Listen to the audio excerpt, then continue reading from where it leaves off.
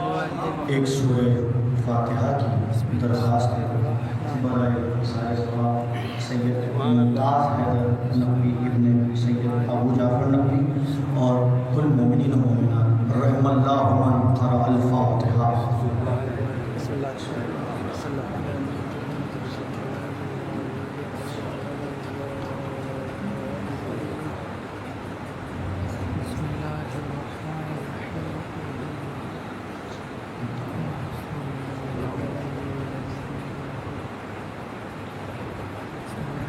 مرحوم کے درجات کی مزید بلندی کے لیے مل کے صلوات پڑھے محمد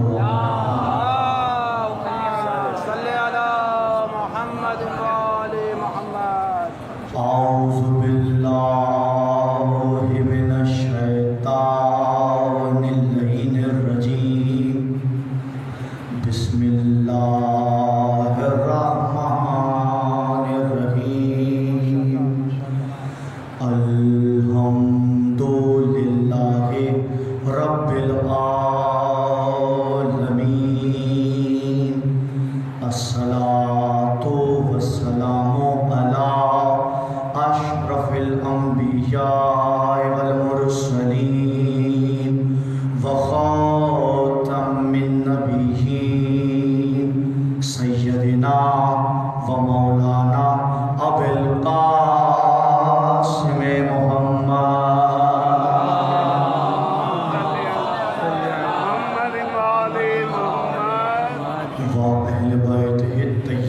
الطاهرين المعصومين المظلومين الذين أذهب الله عنهم الرجس وطهرهم تطهيرا.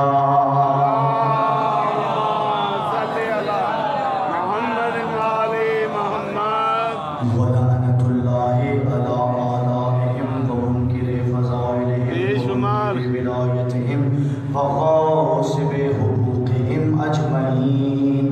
أما بعد فقد قال الله سبحانه وتعالى في محكم كتابه المبين وقوله الحق. بسم الله الرحمن الرحيم. كل نفس ذائقة الموت. سلام.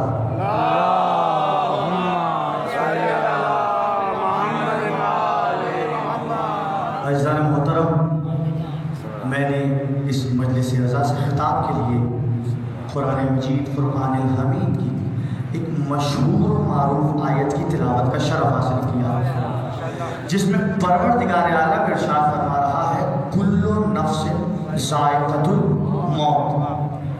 ہر نفس کو موت چکھنی ہے. اچھا، یوں تو پورا قرآن عالم انسانیت کے لیے نازل ہوا ہے، لیکن یہ آیت یہ ایسی حقیقت ہے کہ وہ جو اللہ کے ہونے پر نعوذ باللہ شک کرتے ہیں، جو اللہ کو نہیں مانتے کہ اللہ ہے، یعنی ہندو، بدھسٹ، کوئی ایسے کمیونسٹ یا وہ دہریے کہ جو کسی بھی طاقت کے ہونے کا انکار کرتے ہیں، وہ خالق کے ہونے کو مانے یا نہ مانے، یہ قرآن مجید کی ایسی حقیقت ہے جس پہ سب متفق ہیں کہ ہر نفس کو موت چکھنی ہے. اچھا، اس کا جو لغوی ترجمہ ہے کل نفس ذائقۃ الموت، وہ یہی بنتا ہے کہ ہر نفس کو موت چکھنی ہے. کیوں؟ کیونکہ ذائقہ کے معنی چکھنے کے ہیں. سبحان اللہ، سبحان اللہ. تو ہر نفس موت چکھے گا، اور یہ اللہ کا فیصلہ ہے جس کا اعلان اس نے کلام پاک میں کیا ہے، اور سب اس بات پہ متفق ہیں. لیکن یہ جو لفظ ذائقہ ہے اس کی بڑی اہمیت ہے، جس کے معنی چکھنے کے ہیں، اور اس کا مادہ ہے زاد، واو اور قاف.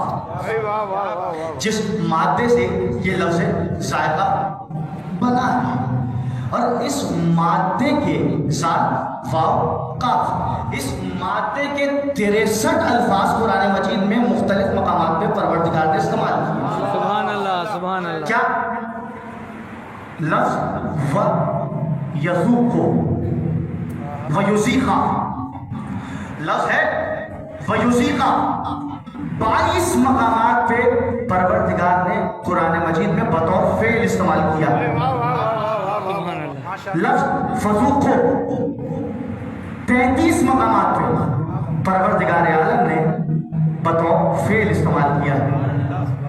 لفظ ذائقہ 3 مقامات پہ پروردگار نے بطور اسم استعمال کیا۔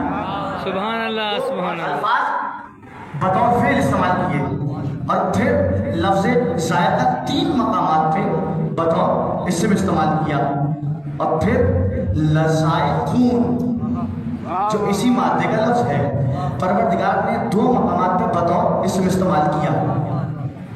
یعنی کتنی اہمیت ہے اس مادے کی جس سے نکلا ہے لفظ ذائقہ۔ کیا اور بات۔ پروردگار ارشاد فرما رہا ہے کل نفس ذائقۃ الموت، ہر نفس کو موت چکھنی ہے۔ تو فلسفہ موت کیا ہے؟ فلسفہ موت یہ ہے کہ نفس موت چکھتا ہے، روح عالم برزخ کی جانب چلی جاتی ہے اور جسم رہ جاتا ہے اس دنیا میں۔ اور یہی فلسفہ موت ہے۔ اور یہ آیہ مبارکہ کل نفس ذائقۃ الموت یہ کتنے مقامات پہ قرآن مجید میں آئی ہے؟ 3 مقامات پہ۔ یہ کل نفس ذائقۃ الموت قرآن مجید میں 3 مقامات پہ آیا ہے۔ قرآن مجید کا تیسرا سورہ سورہ آل عمران، اس کی 185ویں آیت ہے کل نفس ذائقۃ الموت۔ قرآن مجید کا 21واں سورہ سورہ الانبیاء، اس کی 35ویں آیت ہے کل نفس ذائقۃ الموت۔ قرآن مجید کا 29واں سورہ سورہ العنکبوت، اس کی 57ویں آیت ہے کل نفس ذائقۃ الموت۔ 3 مقامات پہ پروردگار عالم نے بالکل ایک جیسی آیت قرآن مجید میں رکھی، اور کیا کہہ رہا ہے؟ کل نفس ذائقۃ الموت ثم الینا ترجعون، ہر نفس موت کو چکھے گا اور ہماری جانب پلٹے گا۔ کیا بات ہے۔ اور سورہ الانبیاء میں 35ویں آیت میں کہتا ہے کل نفس ذائقۃ الموت، اور پھر وہ ہماری جانب پلٹے گا۔ پروردگار کہہ رہا ہے ہر نفس موت کو چکھے گا۔ بھئی فلسفہ موت کیا ہے؟ فلسفہ موت یہ ہے کہ نفس موت کو چکھتا ہے اور روح چلی جاتی ہے عالم برزخ کی جانب، جسم رہ جاتا ہے دنیا میں۔ یعنی اس فلسفے سے یہ ظاہر ہوتا ہے کہ انسان 3 چیزوں کا مرکب ہے، ایک اس کی روح، دوسرا اس کا جسم، تیسرا نفس جو ان کے درمیان رابطہ پیدا کرتا ہے۔ ایک اس کا نفس جو رابطہ ہے روح اور جسم کے درمیان، جو ہی وہ موت کو چکھتا ہے ان کا رابطہ منقطع ہو جاتا ہے، جسم دنیا میں رہ جاتا ہے، روح عالم برزخ کی جانب چلی جاتی ہے۔ تو یہ بتائیے کہ یہ جو موت ہے یہ کس کی جانب سے عطا کی جاتی ہے؟ کس کا اختیار ہے موت پہ؟ تو اس کا جواب یہ آئے گا کہ اللہ کا اختیار ہے، بے شک صرف اللہ کا اختیار ہے۔ میں کہتا ہوں صرف اللہ نے اپنے اختیار میں نہیں رکھا، بے شک اللہ ہر شے پہ قادر ہے، اور اس کی مرضی کے بنا اس دنیا میں کوئی پتا بھی نہیں ہلتا۔ اختیار اللہ ہی کا ہے، لیکن کچھ اس کے منتخب بندے ہیں جن کو اس نے یہ اختیار دیا ہے۔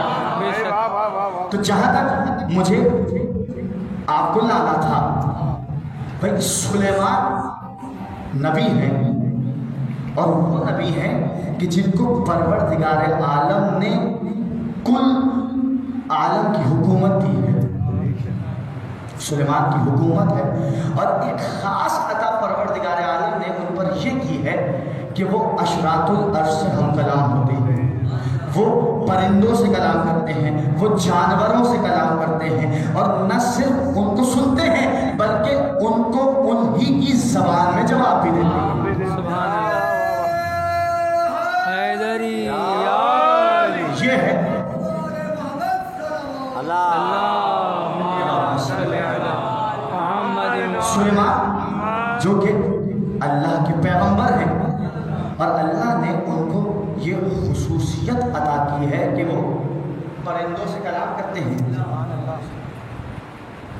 جانوروں سے کلام کرتے ہیں، اشراط العرش سے کلام کرتے ہیں۔ تو واقعہ یہ ہے کہ حضرت سلیمان نبی ہوا کے دوش پر سوار ہیں اور ایک بڑے لشکر کے ساتھ سفر طے کر رہے ہیں، اور قافلے میں پرندے بھی ہیں اور جنوں انس بھی ہیں، اور ہوا کے دوش پہ پیغمبر نبی سلیمان سوار ہیں۔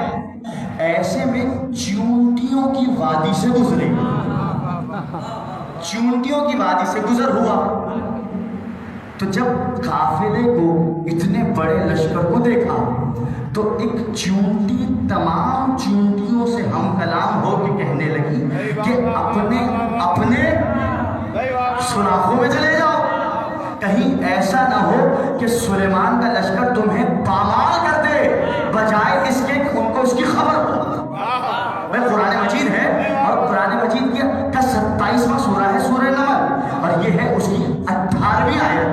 سبحان اللہ، کہ چونٹیوں میں سے ایک چونٹی اور چونٹیوں سے ہم کلام ہوئی اور کہنے لگی کہ اپنے اپنے سوراخوں میں چلے جاؤ، کہیں ایسا نہ ہو کہ سلیمان کا لشکر پامال کرتا ہوا گزر جائے، بجائے اس کے کہ ان کو اس کی خبر ہو۔ سلیمان نے اس چونٹی کی آواز کو سنا، اور جوں ہی چونٹی کی آواز کو سنا مسکرا کے کہنے لگے کہ اللہ تیرا شکر ہے کہ تو نے مجھے اتنی نعمتوں سے نوازا ہے، مجھے اس قابل بنا دے کہ تو مجھ سے راضی ہو جائے۔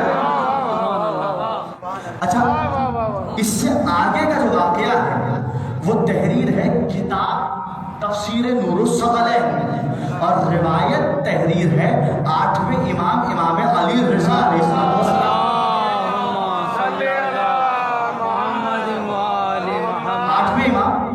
امام علی رضا علیہ السلام سے روایت تحریر ہے کتاب تفسیر نور الثقلین کہ سلیمان نے چونٹی کی آواز کو سنا، مسکرائے، اور پھر 19ویں آیت میں سورہ نمل کی یہ تحریر ہے کہ کہنے لگے اللہ تیرا شکر ہے کہ تو نے مجھے اور میرے آبا اجداد کو ایسی نعمت سے نوازا ہے، مجھے اس قابل کر دے کہ تو مجھ سے راضی ہو جائے۔ چونٹی کی آواز کو سنا، اور روایت کہتی ہے کہ پھر اپنے ایک نوکر کو بلایا، نوکر کو بلا کے کہنے لگے پیغمبر سلیمان کہ جس چونٹی نے اور چونٹیوں سے یہ کہا ہے اس چونٹی کو میرے پاس حاضر کرو۔ بھئی میں کہتا ہوں یہ عطا، یہ خصوصیت تو پیغمبر سلیمان کو عطا کی گئی ہے، اپنے نوکر کو بلا کے کہہ رہے ہیں چونٹی حق ہے اس کمبر کا جو کمبر اپنے مولا کے دروازے پہ آ کے فضہ سے پوچھے کہ فضہ یہ بتا کہ میرا مولا کہاں ہے، اور فضہ جواب دے میرا مولا آسمانوں کی جانب گیا ہے۔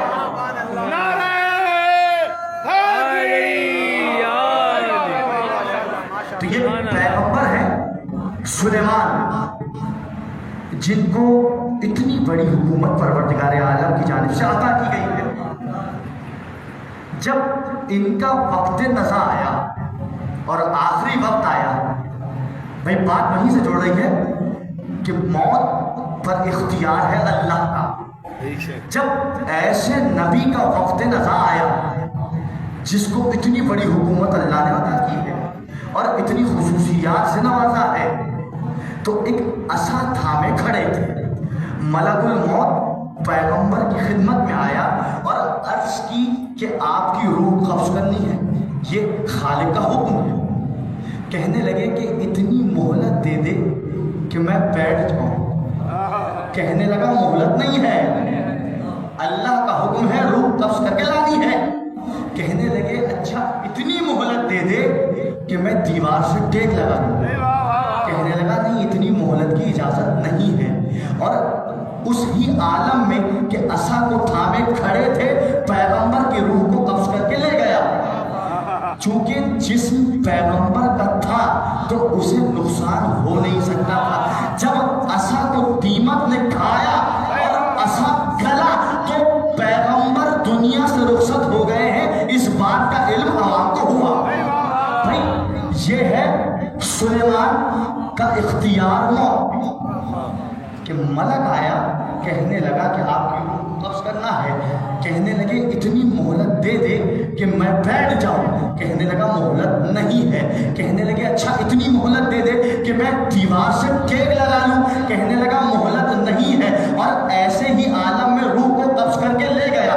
یہ ہے سلیمان نبی، اور وہ ہے علی کا سلمان۔ جب اس کا وقت نزا آیا، سلمان محمدی جب وقت نزا آیا مدائن میں ہے اور مولا ہے کوفہ میں، جب ملک آیا سلمان کی دہلیز پہ تو اس نے دخول لے کے داخل ہوا، پوچھا کہ اندر آنے کی اجازت ہے۔ جب اجازت مل گئی تو سلمان کی خدمت میں آیا، سلمان سے کہنے لگا کہ آپ کی روح قبض کر کے لے کے جانی ہے۔ کہنے لگے ابھی ٹھہر جا، میرے مولا کو کوفہ سے آنے دے۔ یہ سلمان محمدی، وہ سلیمان نبی، یہ ہے محمد کا سلمان۔ اور کون سلمان؟ پیغمبر جس کے لیے کہیں کہ سلمان ہمارے۔ اب بتائیے قرآن میں انما یرید اللہ لیذھب عنکم الرجس اہل البیت ویطہرکم تطہیرا، ان اہل بیت میں شامل ہے علی کا سلمان۔ اور کہا ہے پیغمبر اکرم نے کہ سلمان ہمارے اہل بیت میں سے ہے، تو سلمان نے ملک کو روکا اور کہنے لگے کہ ابھی ٹھہر جا، میرے مولا کو آنے دے۔ اور ایسے میں کوفہ سے مولا آ گئے مدائن۔ جب مولا مدائن آئے اور دیکھا کہ سلمان کے چہرے پہ کچھ اداسی ہے تو پوچھا کہ سلمان اداسی کا سبب کیا ہے؟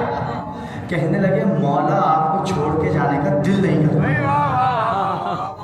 جو ہی مولا نے یہ سنا کہ سلمان کہہ رہا ہے کہ مولا آپ کو چھوڑ کے جانے کا دل نہیں کرتا، کہنے لگے سلمان گھبراتا کیوں ہے؟ یہاں بھی ہم ہی ہوتے ہیں، وہاں بھی ہم ہی ہوتے ہیں۔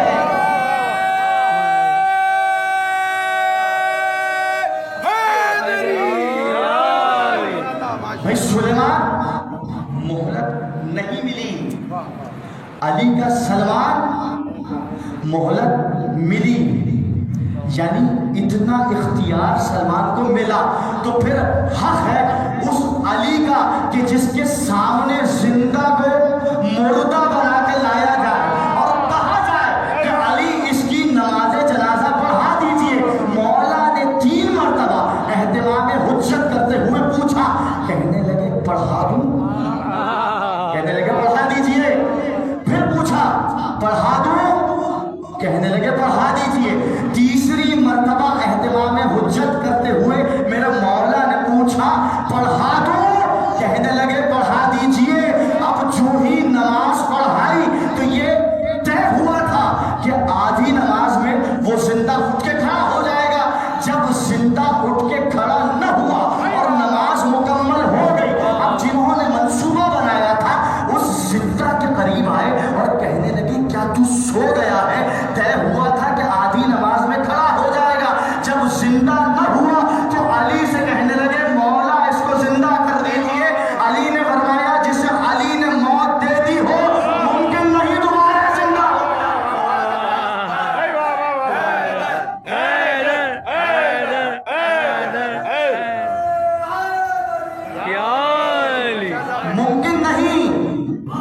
جسے علی نے موت دے دی ہو کہ وہ دوبارہ زندہ ہو جائے.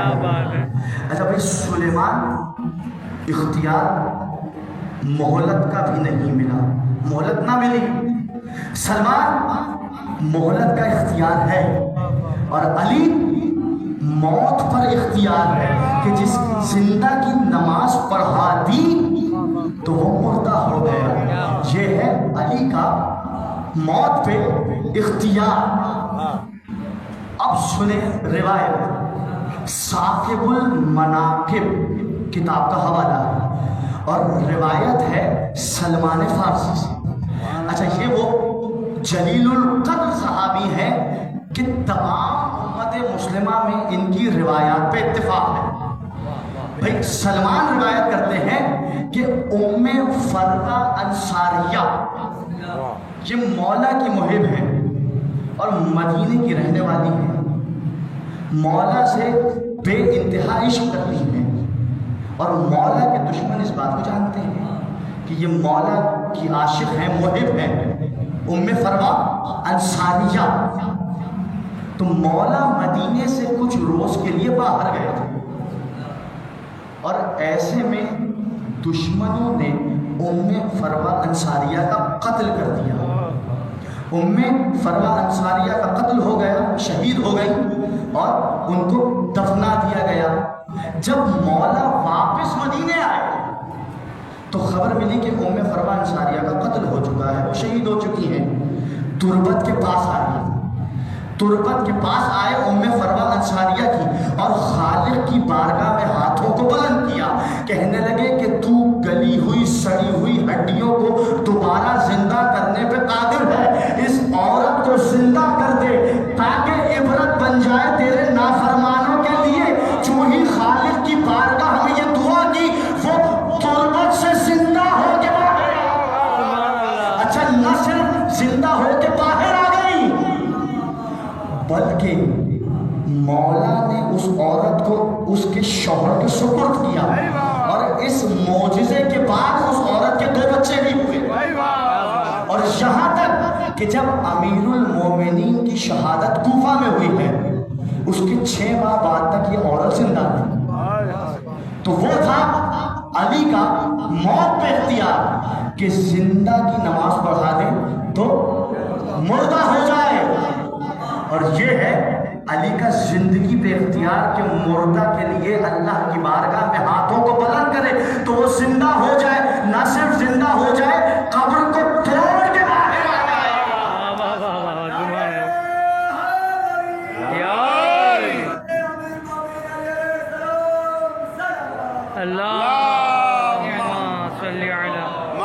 یہ ہے اختیار علی کا زندگی پہ اور موت پہ. چونکہ ایک مومن کے ایصال ثواب کی مجلس ہے تو 4 مصرے موت کے حوالے سے آپ کے گوش گزار کروں گا. بسم اللہ. کہ ہمارا موت پر کیا عقیدہ ہے. عشق مولا میں گوہر رول دیے جاتے ہیں, عشق مولا میں گوہر رول دیے جاتے ہیں, وہاں بھی تحفے مجھے انمول دیے جاتے ہیں. عشق مولا میں گوہر رول دیے جاتے ہیں, وہاں بھی تحفے مجھے انمول دیے جاتے ہیں. ہاتھ ماتم کے لیے قبر میں آزاد رہے اس لیے بندے کفن کھول دیے جاتے ہیں.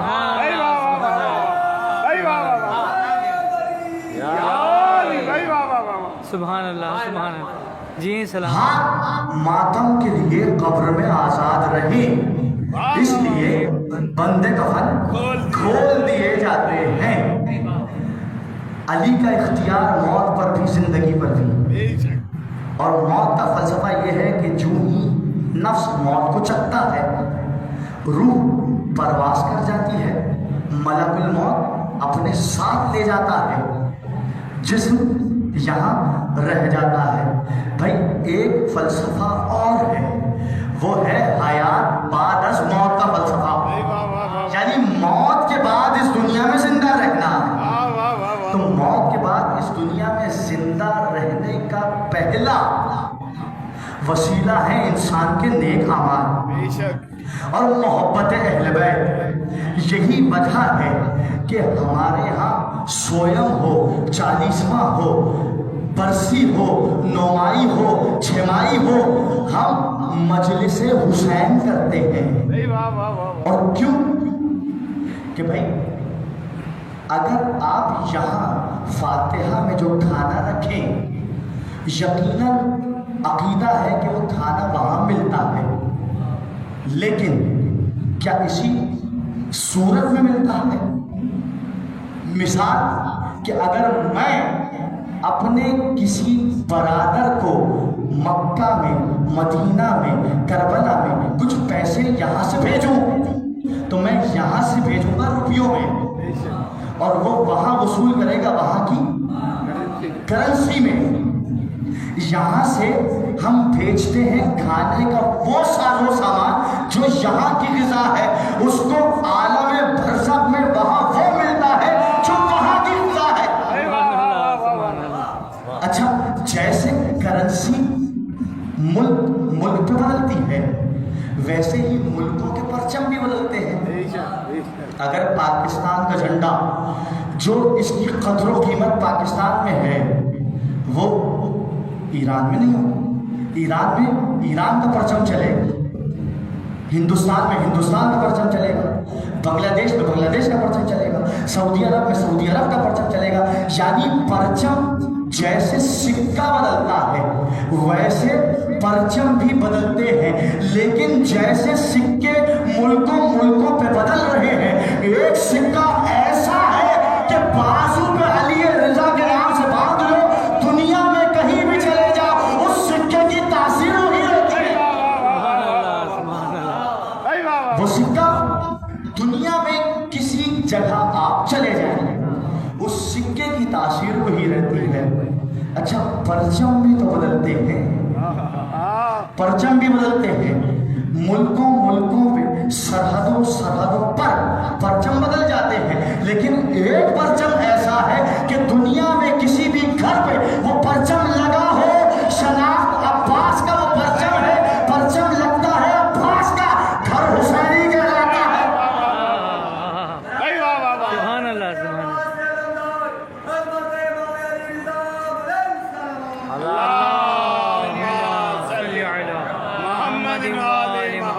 मौत पे, जिंदगी पे अल्लाह ने अली को इख्तियार दिया। इख्तियार अल्लाह का है, ये इख्तियार उसने अली को दिया है। और फलसफा मौत आपके गोशगुजार किया जा चुका। रूह परवास कर जाती है, जिस्म दुनिया में रह जाता है, लेकिन कुरान मजीद कहता है वला तहसबन्नल्लज़ीना क़ुतिलू फ़ी सबीलिल्लाहि अमवाता बल अहयाउन इंदा रब्बिहिम युरज़क़ून, कि जो अल्लाह की राह में कत्ल किए जाएं उन्हें मुर्दा न कहो बल्कि वो जिंदा है, और उनके जिंदा होने पर ये दलील है कि वो अल्लाह से रिज़्क़ पाते हैं। तो करबला वाले हो, नजफ वाले हो, मदीने वाले हो, सामरा वाले हो, मशहद वाले हो, जो अल्लाह की राह में कत्ल किए गए हैं उन्हें मुर्दा न कहो बल्कि वो जिंदा है। और अहले बैत का एजाज ये है कि वो अल्लाह से रिज़्क़ भी पाते हैं और उस रिज़्क़ को कायनात के हर बशर में, मलक में तक़सीम भी करते जाते हैं। सुभान अल्लाह, या अली। और बहुत खूब। क्या दलील है कि वो तक़सीम करते हैं? भाई हम अलम पे गाजी के जाके दुआ करते हैं, चूंकि अल्लाह की राह में कत्ल किए गए हैं, वो जिंदा, और ऐसे जिंदा हैं कि जो रिज़्क़ अल्लाह से पाते हैं वो हमें भी तक़सीम करते हैं। बेशक, क्या बात है। ये गाजी का अलम। अच्छा, दलील क्या है कि ये कपड़े को छू के दुआओं का तलब करना? तो सवाल तो ये किया जाता है कि कपड़ा कैसे अता कर सकता है? भाई कपड़ा बीमार है, हम गाजी के अलम में ले जाते हैं और कपड़े से उसके चेहरे को मस कर देते हैं, اور شفا مل جاتی ہے۔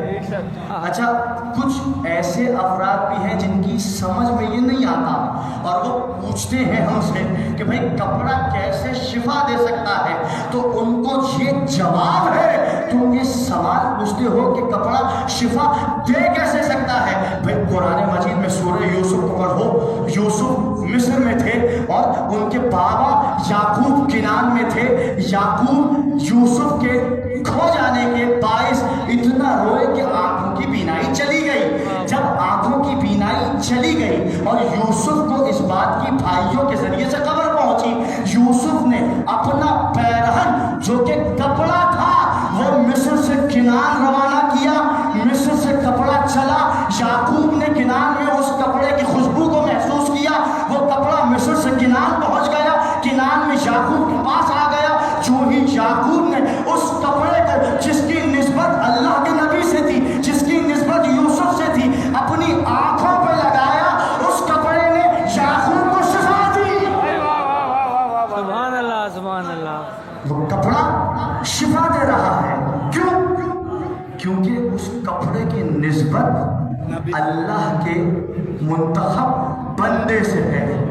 تو عباس کی نسبت اللہ سے ایسی ہے کہ عباس اللہ کے منتخب بندے ہیں، اور حق ہے عباس کا کہ اللہ ان سے ایسے ہی محبت کرے۔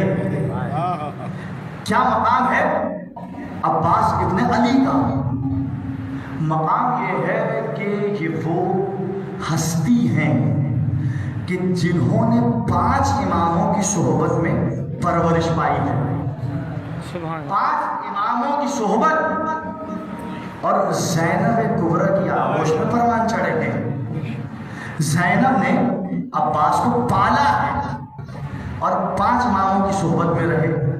خود جناب امیر امام حسن مجتبی، امام حسین سید الشہداء، امام زین العابدین اور امام محمد باقر،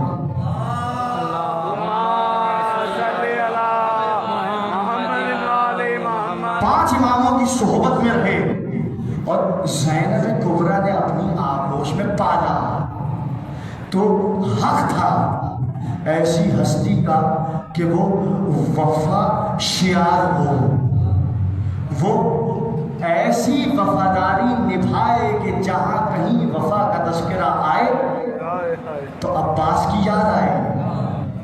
بلکہ یوں کہیں کہ عشق کی لغت میں عباس کا معنی ہی وفا ہے، اور جہاں وفا لکھا ہے تو یعنی عباس لکھا ہے۔ تو ایسا مقام اور نسب کیا ہے؟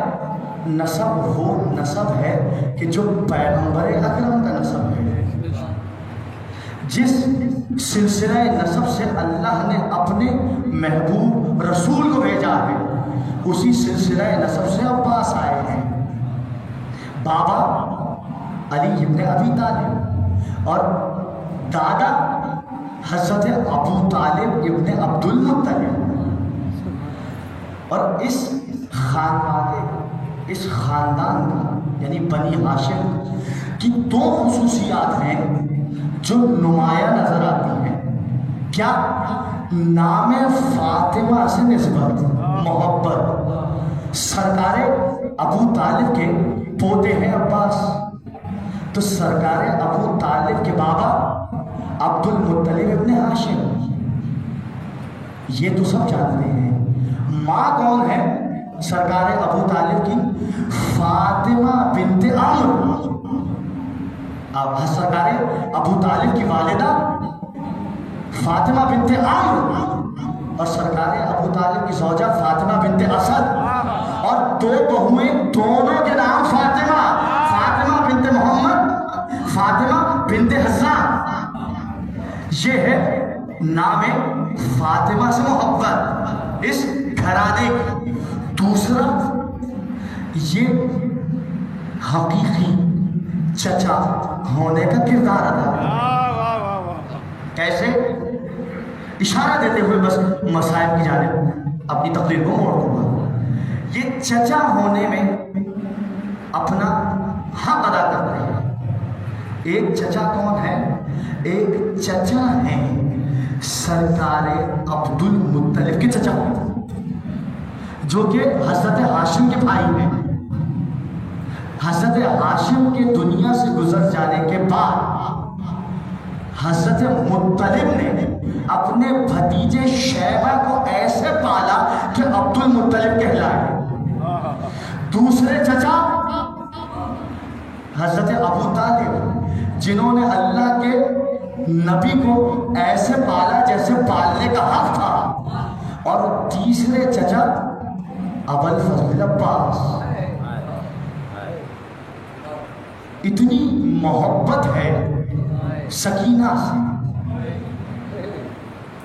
کہ یہ 3.5 سال کی بچی اپنی تمام عمر قبل روز عاشوراء، یہ بچی وہ بچی ہے جس نے پاؤں زمین پہ نہیں رکھا۔ کیوں؟ کبھی چچا کی گود میں ہے، کبھی بابا کی گود میں ہے، کبھی بھیا زین العابدین کی گود میں ہے۔ اور عباس کو اس بچی سے بڑی محبت ہے۔ لیکن ایک اور ہستی ہے جو کہ عباس سے بے انتہا پیار کرتی ہے، اور وہ ہستی ہے شریکت الحسین، جن کے بارے میں روایات یہ لکھتی ہیں کہ جب حسین مدینہ سے چلے،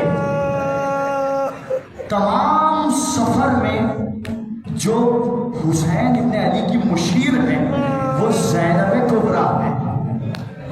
اتنی مضبوط بیوی ہے کہ حسین جب قاسم کے ٹکڑوں کی گٹھڑی خیموں میں لائے تو یہ ڈھارس ہے کہ سہارے کے لیے، دلاسے کے لیے زینب جیسی بہن موجود ہے۔ جب اون محمد کے جنازے لائے اور ماں کے سامنے رکھے تو ماں نے رونے کے بجائے اللہ کا شکر ادا کیا۔ یہ ہے زینب کبریٰ کی شجاعت، ہمت، حوصلہ۔ حسین علی اکبر کا جنازہ اٹھا رہے ہیں، لیکن دل میں یہ ڈھارس ہے کہ بہن زینب دلاسے کے لیے موجود ہے۔ لیکن ایسی شجاع بیوی، ایسی شجاع بیوی، ایک موقع ایسا آیا جب بیوی کے قدم لڑکھڑا۔ وہ کون سا موقع ہے؟ وہ موقع ہے جب خیمے میں حسین کا علمدار رخصت کے لیے آیا۔ بیوی نے برادر کو خیمے میں آتے دیکھا اور بھیا نے بہن سے پوچھا کہ بہن مقتل جانے کی اجازت دی تھی؟ عزاداروں کہنے لگی عباس 19ویں رمضان کی شب تھی جب بابا نے مجھے یہ وصیت کی، یہ خبر تھی۔ بابا 21ویں رمضان سے قبل اس دنیا سے رخصت ہونے والے تھے، اور بابا نے مجھے یہ خبر دی، زینب بیٹی تیرے ہاتھوں میں رسن بندھی، تو کوفہ و شام کے بازار میں سر برہنہ پھر آئی ہے۔ عباس ساری عمر میں یہ سوچا کرتی تھی کہ جس کا عباس جیسا بھائی ہو، کسی کی کیا مجال کہ وہ زینب کے ہاتھوں میں رسن باندھے، وہ زینب کے سر سے چادر چھینے۔ لیکن عباس جب تم رخصت لینے کے لیے آئے ہو، مجھے یقین ہو گیا عباس تیرے بعد بہن کے شانوں میں رسن بندھے گی، عباس تیرے بعد تیری بہن کے سر سے چادر چھینی جائے گی۔ بیویوں کو اکٹھا کیا، بیویاں زینب کبریٰ کے خیمے میں آئیں، عباس درمیان میں ہے، بیویاں چاروں جانب ہیں۔ زینب کبریٰ نے بیان کرنا شروع کی ہے، کہنے لگی اے بیویوں، جب مدینے سے چلے تھے میں نے تمہارے پردے کی ضمانت لی تھی، مجھے یہ ڈھارس تھی کہ عباس جیسا بھائی موجود ہے، میں تم سے ضمانت واپس لیتی ہوں، کیونکہ عباس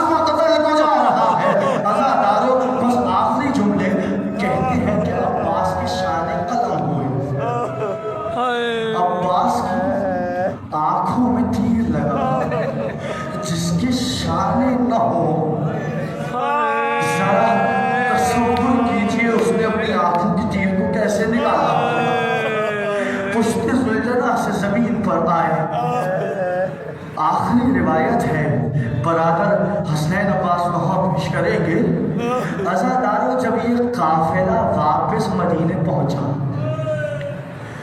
اور بی بی ام البنین کو یہ خبر پہنچی کہ حسین مدینہ میں مارے گئے. سر پہ برقع رکھا مسجد نبوی میں آئی. بشیر جو کہ صدا دے رہا تھا قد قتل الحسین میں کربلا. پوچھا یہ کون سا حسین ہے جو کربلا میں مارا گیا. کہنے لگا یہ فاطمہ کا بیٹا حسین ہے، یہ علی کا لخت جگر حسین ہے، یہ محمد مصطفیٰ کا نواسا حسین ہے جو کربلا کے بر میں مارا گیا. کہنے لگی یہ بتا میرا عباس کہاں تھا. کہنے لگا بی بی حسین بعد میں مارے گئے، عباس پہلے مارے گئے. جس وقت حسین کو مارا گیا عباس دنیا سے رخصت ہو گئے تھے. پوچھا کہ میرا عباس شجاعت علی کا وارث تھا، اس کو کس عالم میں مارا گیا. کہنے لگا کہ بی بی آپ کے عباس کے شان میں قلم ہوئے. بی بی عباس کے سر پہ گرز کا وار کیا گیا. عباس گھوڑے سے زمین پر آئے. کہنے لگی اتنا بتا جب کوئی گھڑ سوار گھوڑے سے زمین پر آتا ہے اپنے ہاتھوں کا سہارا لیتا ہے، تو نے کہا میرے عباس کے شان میں قلم ہو گئے تھے. بشیر اتنا بتا میرا عباس کس حال میں زمین پر آیا.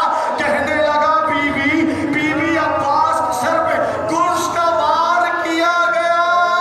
آپ کا عباس تھوڑے سے منہ کے بل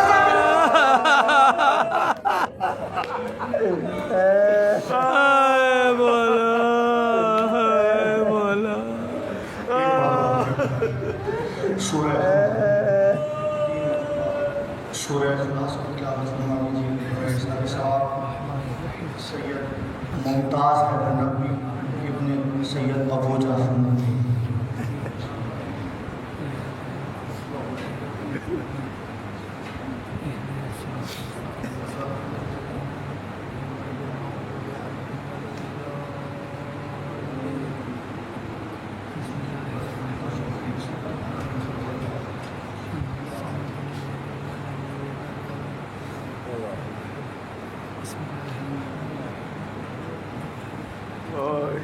ربنا تقبل منا انك انت السميع العليم برحمتك يا ارحم الراحمين. ماتم حسین.